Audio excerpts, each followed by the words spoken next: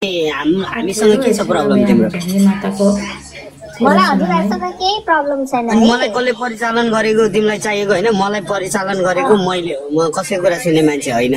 तर समनम दिदी र समनम दिदीको जुन चाहिँ तपाईले मदिसे बुढा भन्छ नि, समनम दिदीको मदिसे बुढा र मदिसे ससुरा र मेरो बाउ एउटै अफिसमा काम गरेको हो क्या, 25-27 वर्ष। अनि उसको छोरा र म एउटै उमेर भएको भएर समनमको बुढा र म चाहिँ साथी हो। तर समनमलाई चाहिँ म डालस टेक्ससको चाहिँ अलिकति सानोतिनो डन हो क्या। अनि उनीहरू डालसतिर बस्छन् नि त, उनीहरूको घर त्यही छ। उनीहरूको घर उनीहरूको घरको केयरटेकर पनि मै हो। त्यो भएर उनीहरू फ्यामिली हो। उनीहरू फ्यामिली हो। म अङ्कलसँग नि मेरो राम्रै छ। अनि मैले यस्तो हो, मैले समनम दिदीले अस्तिदेखि यो प्रिन्सले एकदम गरिसक्यो, केही गरिदेऊ न भनिरहेको थियो होइन। मैले हेर्नु दिदी आइमाईको झगडा हो, तपाईहरु यसो कन्टेन्ट बनाउनु, तपाईको नि सामान बिक्छ, उसको नि 2-4 जनालाई ठग्न पुग्छ भनेर। अनि मैले चाहिँ ठग्नेलाई ठग्न देऊ समनम दिदी भनेर 2 महिना अगाडि दिदी म आइमाईको झगडामा पर्दिन दिदी, छोड्दिनु भनेर। अरु कुरा दिनदिनै हुन्छ हाम्रो, त्यो कुरामा म नपरेको। तर जब तैले चाहिँ नि अहिले रेस्पेक्टफुली बोलौँ, जब तपाईले साथ लिनुको समनमले तपाईलाई तपाईको र समनमको प्रब्लमको मतलब छैन। अझै तपाईँ नि बस है, एकछिन मिनट बस। समनमको र तपाईँको प्रब्लम के हो मलाई मतलब छैन। मेरो प्रब्लम के हो भन्दा तपाईँलाई सहयोग गर्न समनमको दुश्मनी निकाल्नलाई सन्देश तुलसाको दुश्मनी निकाल्न गएको छ फिटमिन। के अरे समनमको र फिटमिनको के प्रब्लम मलाई थाहा पनि छैन। तिनीहरू दुईजना तपाईँलाई युज गरेर आफ्नो झगडा किन गर्न गइरहेछन् त? जबकि हिजोको दिनमा समनमले मलाई हेल्प गर्दा सन्देशले मेरो 2 वर्षको छोरीको चाहिँ नि लास कुदाएको हो भाले सेनासँग मिलेर। कालु र मिला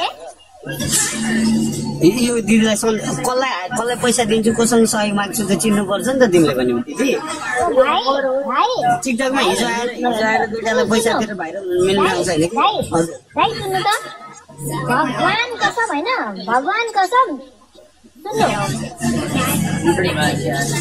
पालो पालो बोलौँ न है भाइ, पालो पालो बोलौँ न है भाइ। कसैले मलाई म्युट गरिदिँदा मेरो फोनको टच स्क्रिन बिग्रियो, यसरी हुन्छ कि?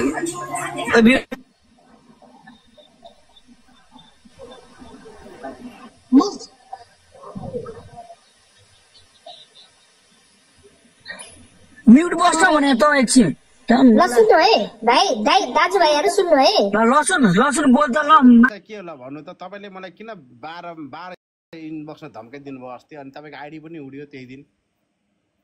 ए भगवान, मेरो छोरीको फोटो तपाईहरुले उठाएर अनि आएर लाइभ गराएपछि मैले उठाएकै छैन तपाईको छोरीको फोटो। मैले कहिले तपाईको फोटो उठाइन। आफ्नै हो मेरो कन्टेन्ट भनेको। कत्रो बिग लेभलको कन्टेन्ट छ तपाईलाई थाहै छैन। एसी शेर्पा, अमित गिरी, काबिल रङ, यो लेभलको कन्टेन्टमा म काम गरिरहेको छु। सुन्नु न, यहाँ म खास स्टोनी भाइको कुरा गर्न आएको। फेरि हजुरले लसुनलाई ल्याउनुहुन्छ, मैले आफ्नो कुरा राख्ने कि म सबैसँग बाँच्दै बस्ने भन्नु त?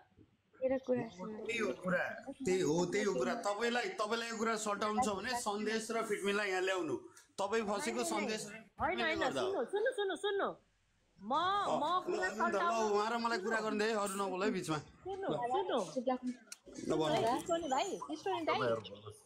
स्टोनी दाइ तपाईलाई मैले भाइ भने, तपाईले मलाई चाहिँ म दाइ हो भन्नुभयो, त्यही भएर मैले दाइ भने तपाईलाई है। सुन्नु दाइ भाइ होइन, ब्रदर भने हुन्छ। तिम्रो उमेर कति हो मलाई जान्नु पनि छैन, मेरो उमेर भन्नु पनि छैन। तर डाइरेक्ट कसैसँग बोल्दा भाइ भनेर नबोले हुन्छ। लाइक रेस्पेक्ट न्युट्रल टर्ममा बोलौँ न। तपाईँ र म टिकटकको एउटा हो, स्टोनी जी भने हुन्छ। म पनि तपाईँलाई ल रेस्पेक्टफुल्ली प्रिन्सेस जी भन्ने कि प्रिटी जी भन्ने कि ढोङ्गी जी भन्ने, म त्यही भन्छु। के भनौँ तपाईँलाई? म जी नै राखेर भन्छु। तपाईँको नाम के हो? यता सुन्नु त, तपाईँहरू राम्रोसँग कुरा गर्ने भए म बस्छु। तपाईँको नाम के हो? तपाईँलाई के भनेर बोला? तपाईँको नाम के हो? अङ्ग्रेजीमा एउटा यु भन्ने शब्द हुन्छ, त्यो यु नै चलाऊँ न। किन तपाईँ तिमी त चलाउनु होइन? यु भन्ने शब्द हुन्छ। तपाईँको नाम के हो भन्नु त? म तपाईँलाई त्यही नामको पछाडि जी राखेर तपाईँ भनेर। फर्स्ट अफ अल तपाईहरु किन जङ्गिनु हुन्छ? जङ्गी माता जी भन्ने हजुरलाई कुरा गर्न सक्नुहुन्न तपाईहरु? जङ्गिएकै छैन के बहिनी, एकछिन मैले तिमीलाई प्रनाउन्स मात्रै सोधिरहेको छु कि अहिलेसम्म त। खै राजगुरुको गाडी आएन त।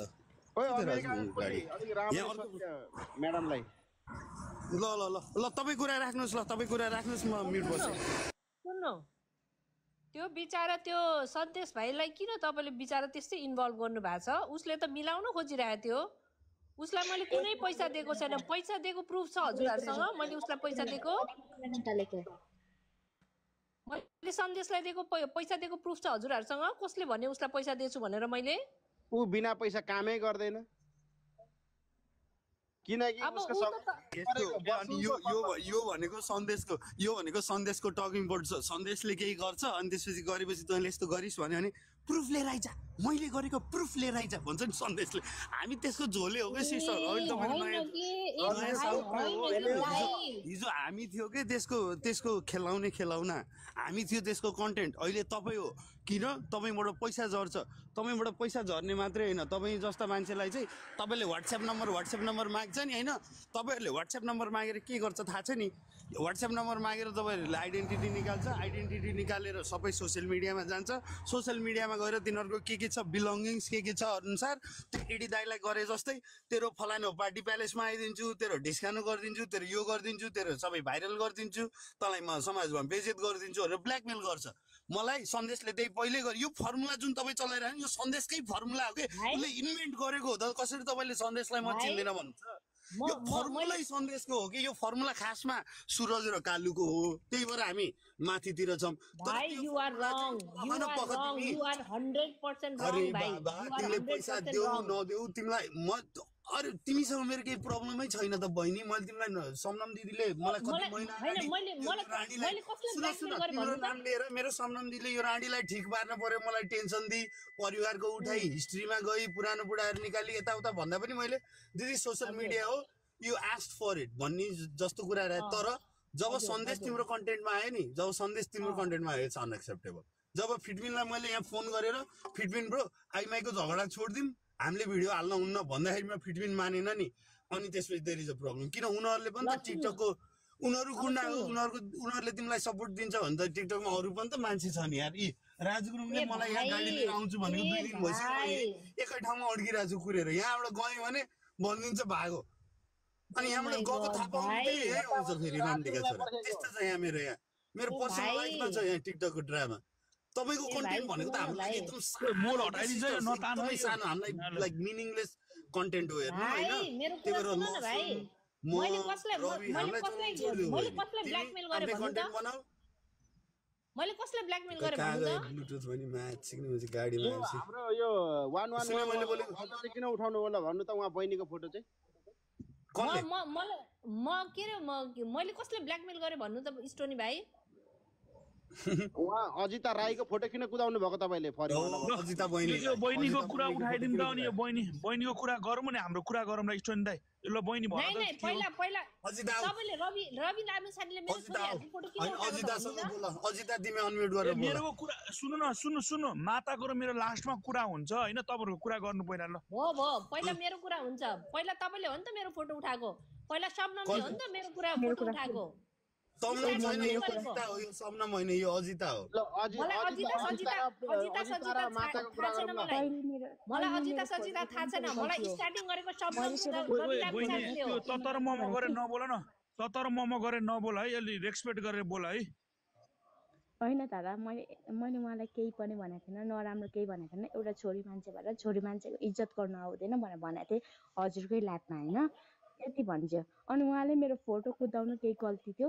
मैले त्यति भन्नु मेरो गल्ती थियो के हो एउटा छोरी मान्छे भएर छोरी मान्छेको रेस्पेक्ट गर्नु ए भाइ म रवि लामिछानेले मेरो फर्स्टमा फोटो उठाएको शबनमले मेरो फर्स्टमा फोटो उठाएको म स्टोनीसँग बोल्न आएको म अरु कसैसँग बोल्न आएको हैन स्टोनी भाइ मलाई कसले ब्ल्याकमेल मैले कसले ब्ल्याकमेल गरेको थियो मेरो बोस हो स्टोनी हाम्रो बोस हो